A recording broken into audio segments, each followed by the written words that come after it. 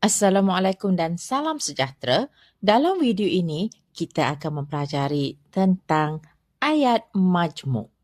Ayat majmuk ialah ayat yang dibina dengan mencantumkan dua ayat tunggal atau lebih dengan penyusunannya mengikut cara tertentu sehingga menjadikannya sebagai satu ayat baharu.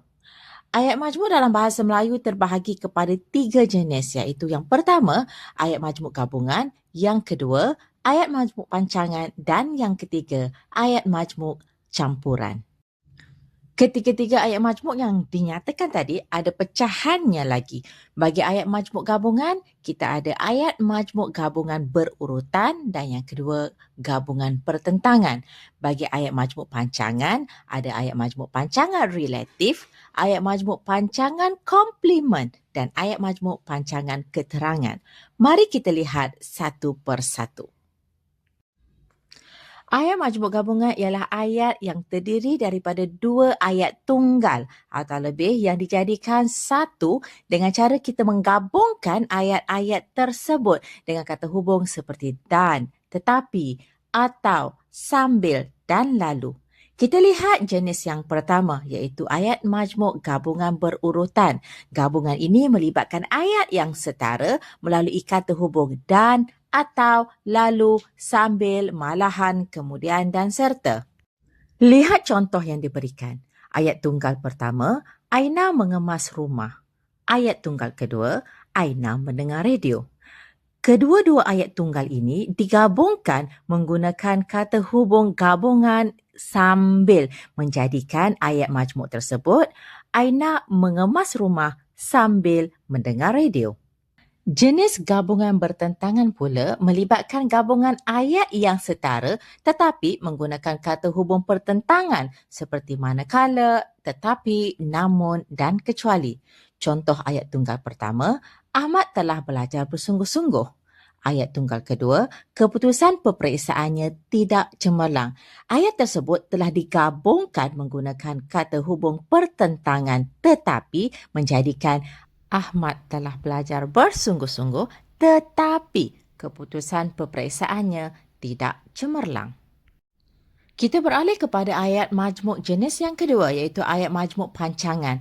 Ayat majmuk pancangan ialah ayat yang terdiri daripada klausa bebas iaitu ayat induk dan satu klausa tak bebas iaitu ayat kecil. Dengan bahasa mudahnya, ayat kecil dipancangkan ke dalam ayat induk.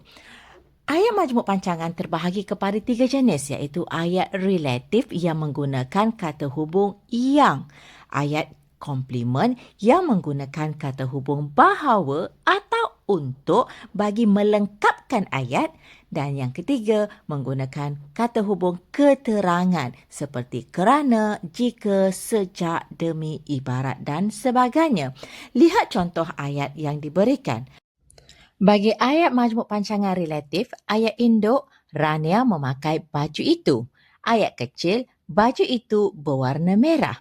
Ayat kecil, baju itu berwarna merah dipancangkan ke dalam ayat induk menjadikan ayat tersebut, Rania memakai baju yang berwarna merah itu. Bagi contoh komplement pula, ayat induknya, Rohaizat mendakwa sesuatu.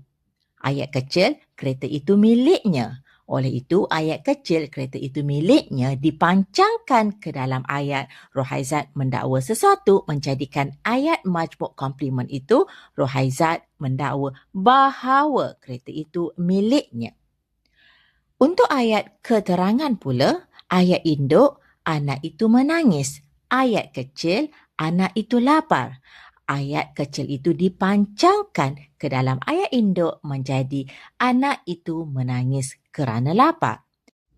Kita beralih pula kepada jenis yang ketiga iaitu ayat majmuk campuran. Ayat majmuk campuran ialah ayat yang mempunyai lebih daripada satu jenis ayat yang terdiri daripada campuran ayat tunggal dengan beberapa ayat majmuk atau deretan berbagai-bagai jenis ayat majmuk. Lihat contoh yang diberikan.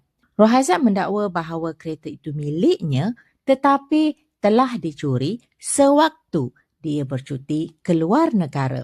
Ayat majmuk campuran tersebut mengandungi 3 jenis ayat majmuk iaitu ayat majmuk komplement, ayat majmuk gabungan dan ayat majmuk keterangan.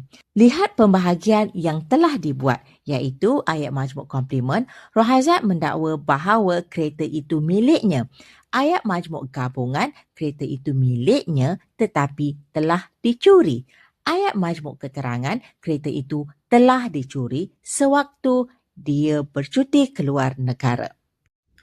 Sudahkah anda memahami tentang ayat majmuk? Sebagai kesimpulan, ayat majmuk penting kerana dapat menggabungkan idea-idea atau maklumat berkaitan dalam satu ayat yang kompleks. Ayat majmuk mampu memberikan makna yang lebih mendalam berbanding ayat tunggal. Sekian saja penerangan saya berkaitan ayat majmuk. Terima kasih.